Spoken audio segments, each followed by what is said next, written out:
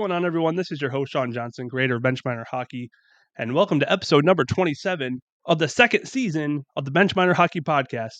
This is the hockey podcast that covers single A hockey news and stories from players and staff. And if you are watching us on the YouTube series, be sure to hit that subscribe button. And welcome back, Mr. Billy McCreary, head coach of the Danbury Hat. Thanks for coming on, buddy. Thanks, Sean. Great being on as always. Absolutely. So we're summer's coming to an end here. We're getting ready for hockey season. How we feeling? Great. Just excited for the heat to be over and get in the rink full time here. So, our junior program started a couple weeks ago, and the pro guys are getting in next week. So things are almost in full swing here, and looking forward to getting back at it. Absolutely. So you coached the Danbury Hat to an FPHL championship last season. How does it feel? Well, I mean, it was fantastic last year. It's really hard to put into words. It's a special year, and I mean, you've been a part of some of those journeys, and um, to summarize it is it's almost impossible. You could talk about every player on that team, every staff member, every moment that they all provided. So just extremely proud of the effort that everybody put in here, but time to turn the page and move on to this season. Absolutely. Couldn't agree more when you said, it's hard to describe. You don't know until you feel it. Then you can't even put it into words after that. So I agree with you 110% there. So um, I know you don't want to give your secrets away, but what do you think is a secret formula to building a championship roster?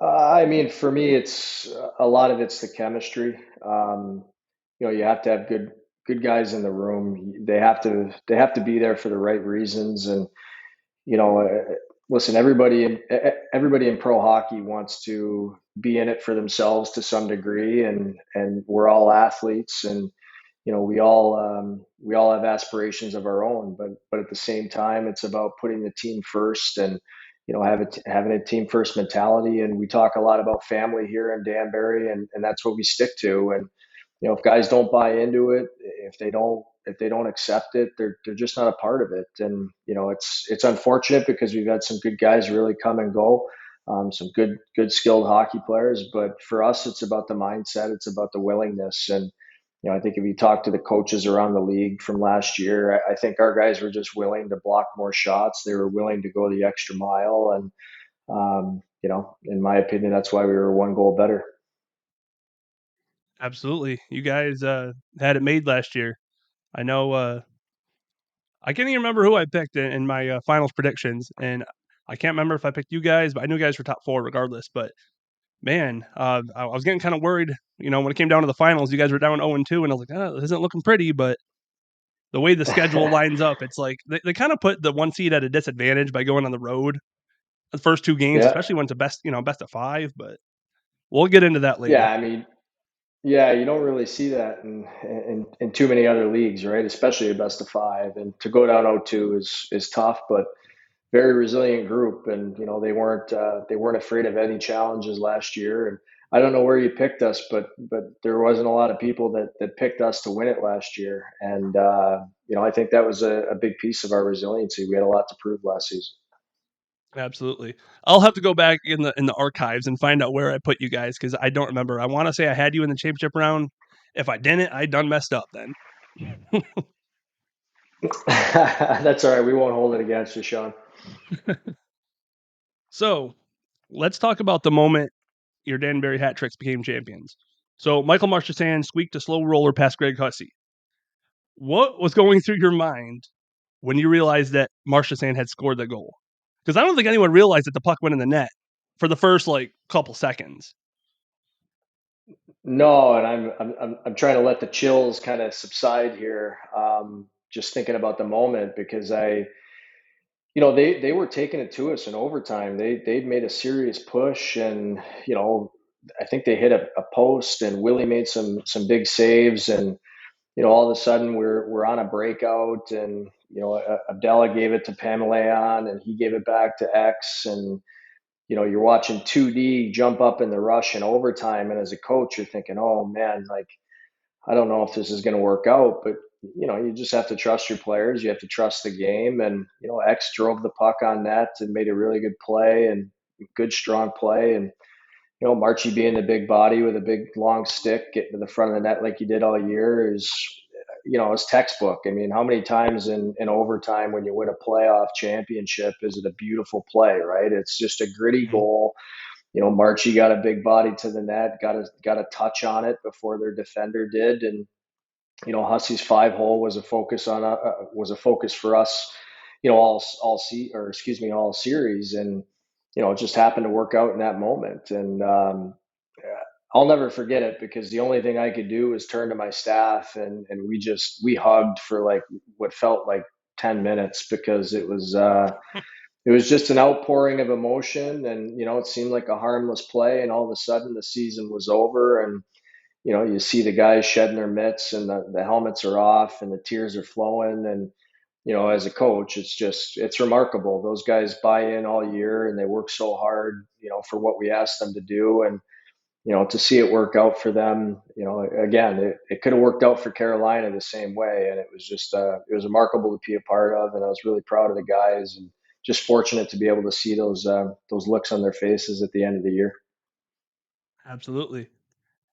Um, I'm assuming that your banner ceremony and your ring ceremony is going to be opening night. Yeah, yeah. Hopefully, we don't Okay. replicate the Carolina opening night, our first ever, Oh, our yeah. first I was ever going to make a game. joke But about that, but I figured I shouldn't. So, I'll beat you to the punch. right. So I know we But kind yeah, of just spoke opening about it night, a minute ago. Go ahead. yeah. I was just gonna say, opening night, we're really excited. We're gonna have the banners raised into the rafters, and the first ever banner raised at center ice at Danbury Ice Arena. So that's gonna be pretty special. And just excited to get the guys back together. We'll be missing some guys as they moved on to the Southern Pro. We'll have a few guys going to the East Coast League. So, really happy for them, but it's going to be a good moment for our team, our organization, our family, and, excited for the opportunity. All right. And like we talked about, the finals are a best of 5 series. Carolina won games 1 and 2 somewhat easily by the scores of 6-2 and then 5-1. What did you do or say to the boys to kind of get them going? Well, we changed a couple of things up. One, I mean, we had Daniel Amesbury out of the lineup the first 2 games, so we instilled him back into the lineup game 3, and I really believe that put Carolina on edge a little bit, especially coming back to our house and being on Danbury Ice Arena soil. I think when you put a guy like him back in the lineup, anything could happen. And he changed the mindset a little bit. And game 1 we got the results that we wanted to get, and it allowed us to fight another day. And that's kind of all we talked about. It didn't matter the situation that we were in. We really enjoyed the season that we had. We enjoyed the group that we had. We always enjoyed each other. We competed hard. So when we came back to Danbury, it was don't worry about the result. Don't worry about having to win 3 games at home, in a row. Just worry about every day. Worry about the process. Enjoy the moment. Enjoy each other. Um, Roll the dice and see what happens. But we knew we were going to throw everything we had at them, and we changed the lineup a little bit. We put a little bit more meat and potatoes in there, and came back on our soil, and we were able to win game 1, like I said, and then game 2 was a bit of a squeaker with some dramatics, and game 3 at home, excuse me, game 5, was a game that it should have been. It was back and forth. It was a tight game. It was an overtime victory, and it could have gone either way. Both teams are very well coached. Both teams have great players up and down the lineup. I mean, those are 2 championship teams, and it really came down to again the willingness, and I think definitely putting Amesbury back in the lineup kind of shook their feathers a little bit. And I remember having a conversation with even some of their upper management, and they were asking game 4 and 5 if we were going to take him out of the lineup or we were going to keep him in the lineup. And everybody talked about the deficiencies that he has as a player, but nobody talks about what he does bring to the ice and what he does bring to the team. And we were one of the fortunate groups of people to understand what he does bring to the team. And just like everybody in Mhm. that locker room, that's what they wanted. They weren't going to be denied. And it was really remarkable to see what the boys did there in games 3, 4, and 5. Absolutely. Now, I got to ask you, are you the type of coach who kind of remains calm in stressful situations, or are you one of those animated coaches that have to throw things and, you know, knock over the sticks or kick the garbage can? I mean, it depends on the situation, really. I try to control my emotions as best I can, as the late JP Parisi has always tried to teach me from when I was a young player.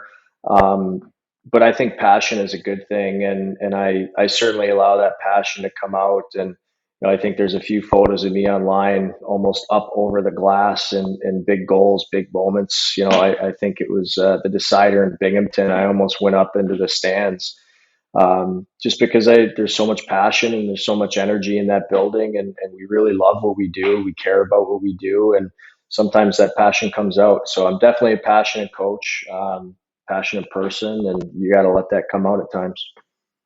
Absolutely. Nothing wrong with that. Um, we'll talk. I know we just talked about, your finals. Um, when you played games 1, 2, and 3 and you captured your Commissioner Cup, what did that mean to the city? Because I know that Danbury is a hockey city. Yeah, I mean, it's everything. To come in when we did and have the season that we had, our inaugural year. We felt like we were on the road to the cup that first season, and COVID kind of shut us down and cut everything short for everyone. So we didn't get a chance to really see that through, and we were one of the best teams in the league then. And you came back after COVID, and we lost to a really good team in Columbus. In Columbus, and I've said it from day one when we lost. We have to learn something from this, and we have to get better from this. And there's a lot of our guys that didn't want to feel that taste in their mouth again, and kudos to them. They went out and they proved it. So it was it's a great ride. 100%. Now, I wasn't going to ask you this, but Carolina fans keep messaging me, asking me to ask you this question. They want Yeah, to sure. know, how much did you pay the refs to ensure that Danbury took home the cup? I can tell you, refs don't want to talk to me very much, so I can say nothing. And there's nothing like that going on. It's good, hard, pure hockey. The guys that were working our score box, they'll tell you they love what they do. They love being a part of the environment. They put their heart and soul, just like the players do. They put all that into it, and it was an electronic error at the end of that game that anybody can spin it the way that they want to, and fans certainly are allowed to have their opinions and have their gripes. That's what this game is all about, and that's their role in this game too. And we just ask that they understand that we're competing just like their team is.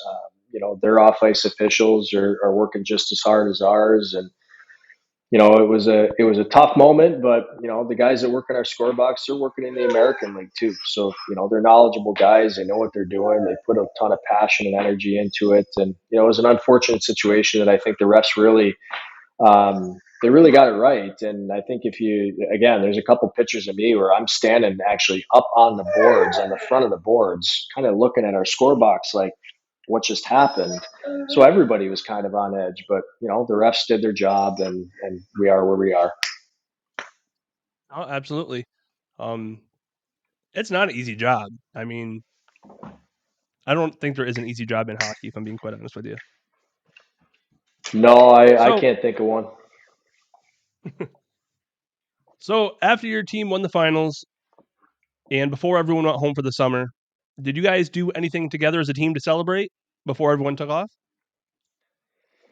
Yeah, our ownership was great. They took us into the city, into New York City, and we had a really nice dinner and had a great night out in the town. And I'm not big for crowds and things like that anymore at my old age, but just to get in to that kind of atmosphere, with the boys, with the cup, everybody's asking a lot of questions, taking a lot of pictures, and the guys really just got to recap everything that they did and enjoy some time together. And enjoy the last few days, last few moments together. And that's really what we talked about all year was enjoying every moment from the start of training camp to, those tough patches of the season. And you go down 0-2, just embrace it, enjoy it. We're here for a reason. There's no reason to fight it. And, it was just great to get out in the town with the guys and really kind of let them see a different side of me, and I get to see a different side of them a little bit, and just enjoy the year and the work that we put in.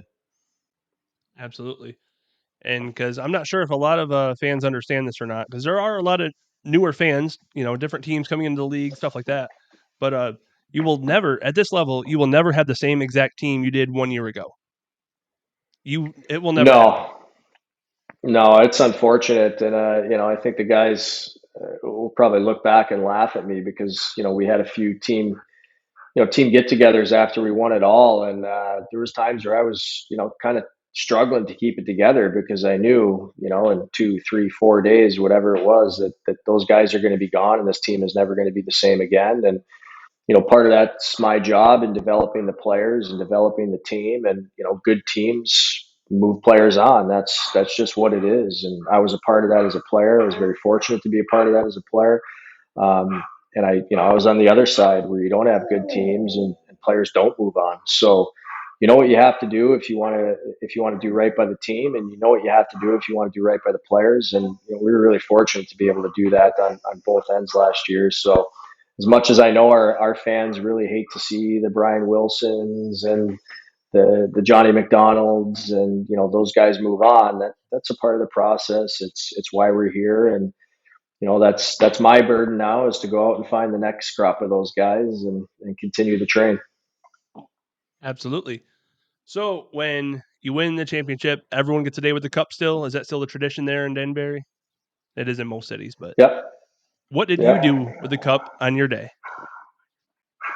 So I was actually pretty lucky. I got to take it up to Sundridge, Ontario, where my family's from. We had a family reunion up there, and it just kind of coincided that one of my great aunts was not doing well, and she was.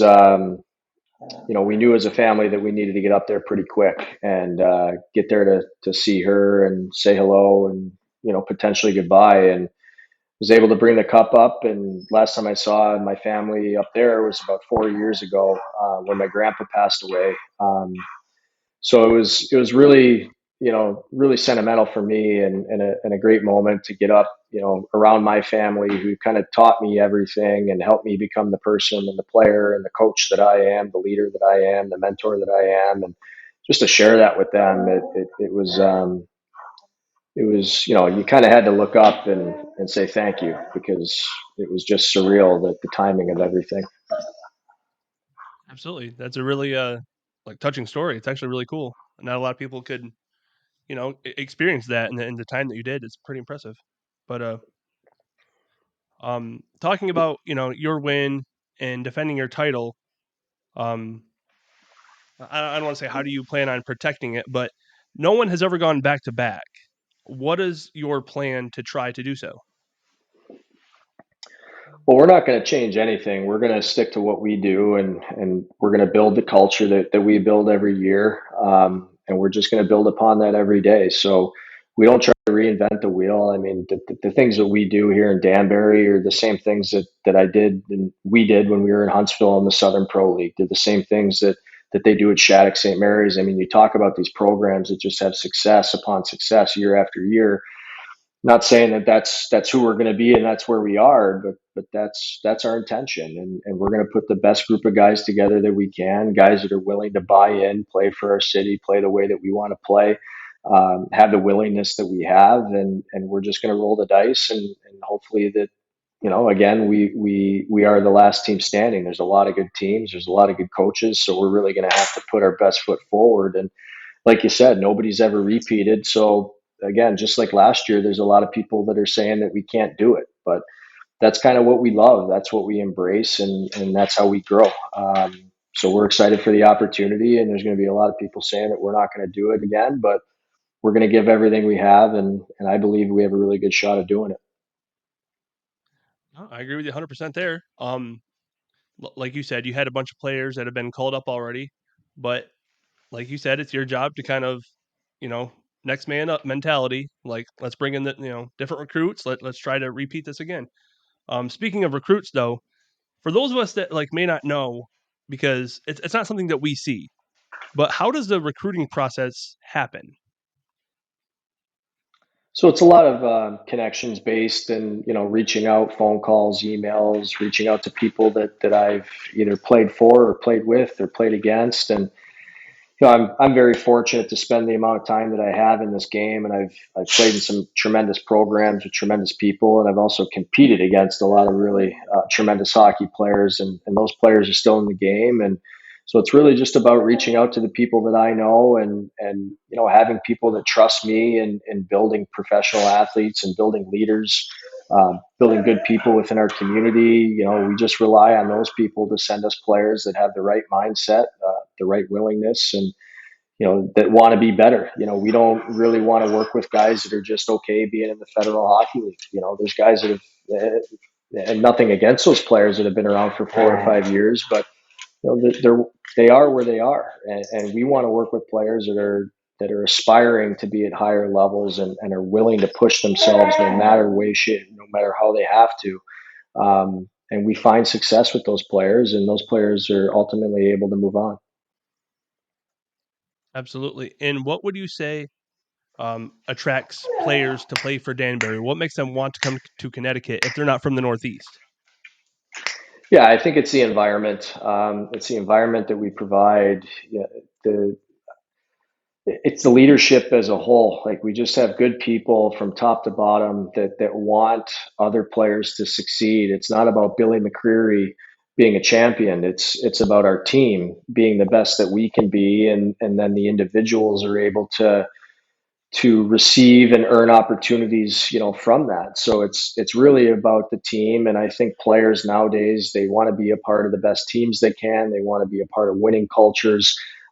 So for us, having put the work in that we have, and we have the track record that we have in the short amount of time, I think players want to come in, they want to win hockey games, and they want to move on to the next level. And if we're at the lowest level that we are at professional hockey, that should be our mindset from top to bottom. We should be willing to move guys on, and trying to develop those players and make our teams the best teams that we can. So we have a really player centric program, and I think that's what attracts players, to come here, better themselves, be a part of a good team, and then hopefully move their careers on. And speaking of moving on and moving up, um, we know that a few players will try out for SPHL clubs and ECHL clubs before the season starts here. And you're not guaranteed to get the same team back. But can you tell us now if any players are guaranteed to return to Danbury, or are there any that are guaranteed to not return to Danbury, or are we not there yet? Yeah, I don't think we're there yet. I mean, even with some of the guys that are going to start in whether it be the East Coast League or the Southern Pro League. I mean, they've got to prove what they can do, and I think for the guys that are able to stick, we wish them the best of luck, obviously.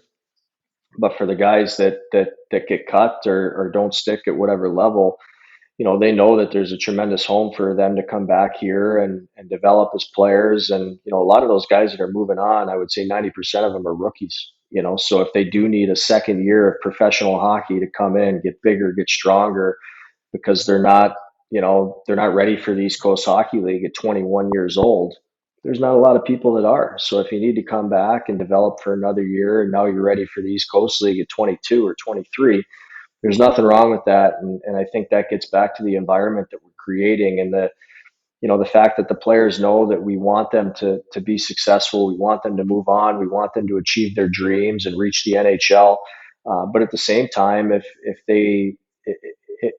that road isn't there for them, and they want to be a part of a good environment, a winning culture, a culture that's going to hold the same standards that they do in the Southern Pro League or the East Coast Hockey League, they're going to come back. They're going to be happy to be here, and they're going to give everything that they have for the fans and our city and our organization. So it's really about developing that environment, and wishing the guys luck that move on, and welcoming the guys back that don't.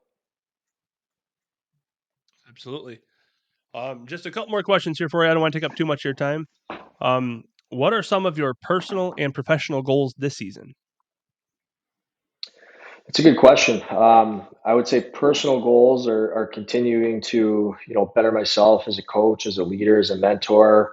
Like we talked about earlier, I'm a very passionate person, a very passionate coach, but there are times where I do want to work on myself and my leadership abilities, and maybe that passion needs to be withheld a little bit.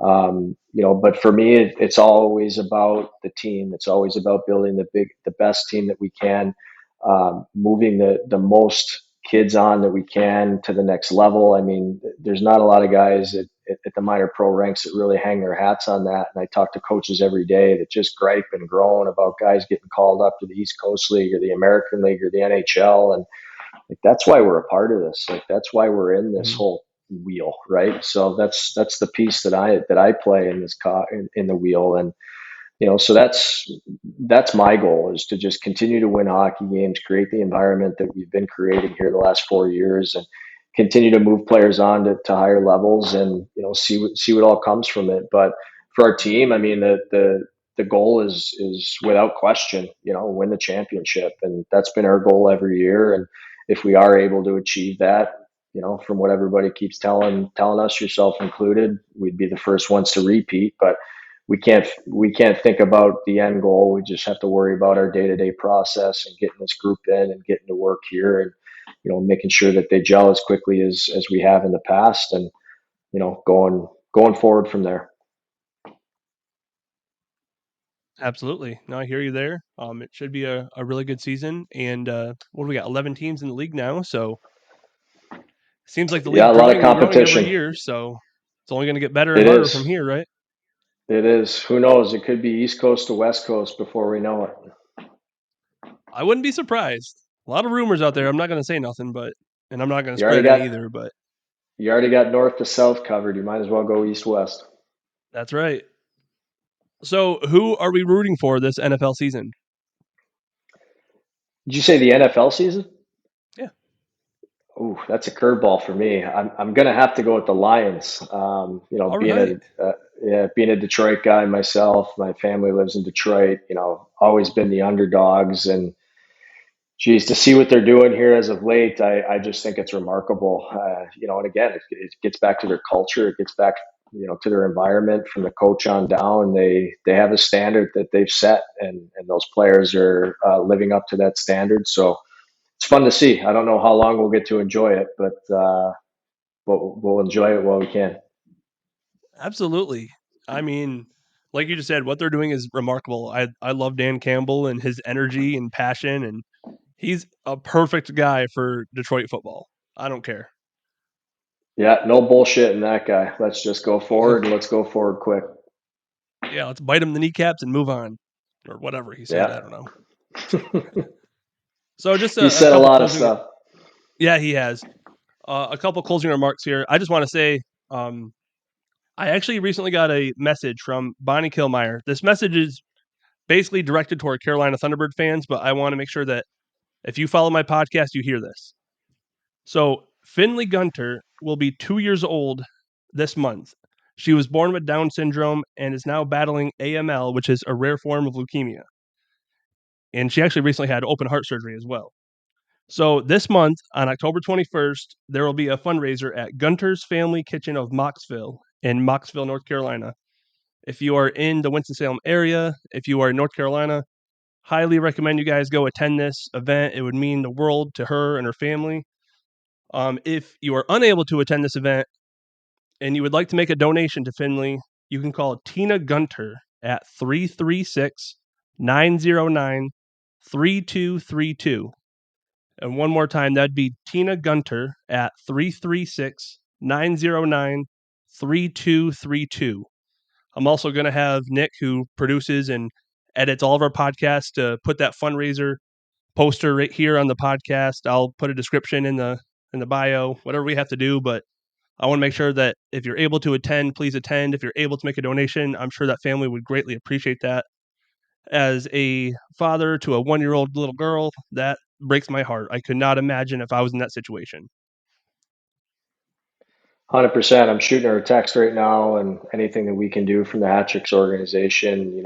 Obviously we're all competitors on the ice, but the greatest thing about the hockey family is that it is just that. And we have a saying here in Danbury that nobody fights alone, and we try to be there for all our fans. And we wouldn't be here without all the fans from Carolina to Mississippi to Port Huron to Danbury. We need everybody, and we want everybody to know that we're here for them as well. Absolutely. So what I'm going to do is I'm going to contact each organization. I'm not sure if Bonnie has. I'm sure she's probably tried, but I'm going to use the contacts that I do have to reach out to each organization. And this message is mostly for the fans. If you fans can help out in any way, imagine if you were in their situation, if you had a little girl going through this, you know, you'd want help. And like you just said, when it comes to situations like this, we all come together. That's what hockey's all about. So I'm going to reach out again to Bonnie, and I'm going to reach out to each contact that I have to see if we can get something going here, get a plan going, and help out little Finley. Yeah, please keep me posted, Sean. Yeah, absolutely. With that being said, we're going to wrap up this episode, and it was a little short one, but season's about to get started here shortly, next week, actually. Do you have any closing remarks you'd like to say or anything you want to say to Danbury fans? Yeah, Danbury faithful, just really excited to get back in the rink. I know it's going to be a tremendous opening night, so we're looking forward to the same buzz that you guys brought to help us win the championship, and we can't wait to see you guys here in just over a week. It's been a long off season, but a short off season, and we're looking to repeat the same thing we did last year. So for all the fans out in the Federal Hockey League, thanks for all your support, and we're looking forward to coming to every city here this year. Perfect. Well, Billy, it was great talking to you. I appreciate you reaching out, coming back on. You're one of my favorite guests. Don't tell nobody, but secret's out. Secret safe with me, Sean. All right. Well, I appreciate everyone tuning in to watch this episode. Again, if you are watching us on the YouTube series, make sure you hit that subscribe button, and we will come at you next week with a guest from Blue Ridge. I will announce who it is soon. Y'all have a good night.